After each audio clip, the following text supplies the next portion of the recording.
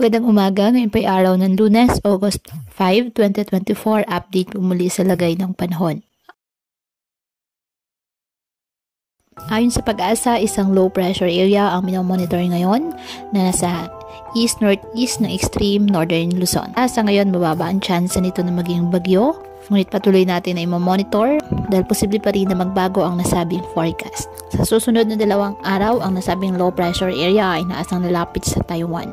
Hindi rin pinaalis ang posibilidad na itong LPA ay magpapalakas ng habagat na magpapaulan sa malaking bahagi ng bansa.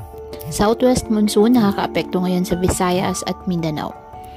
Ngayong araw, ang Western Visayas, Negros Island Region, Occidental Mindoro at Palawan, kaya asahan po ang maulap na halangitan na may kalat-kalat na mga pag-ulan ng dahil po sa nasabing habagat. Ang Mindanao at nalalabing bahagi ng Visayas, bahagyang maulap hanggang sa maulap na halangitan with isolated rain showers or thunderstorms dahil pa rin po sa southwest monsoon. Ang nalalabing bahagi ng Luzon kasama ang Metro Manila apektado ng mga localized thunderstorms.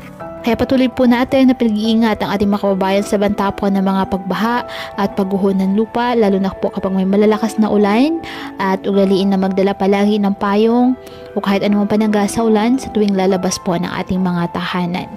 At yan po muna ang update sa lagay ng panahon ngayong araw. Muli patuloy po tayo na mag-ingat at palaging tandaan, God loves you. Stay safe and God bless.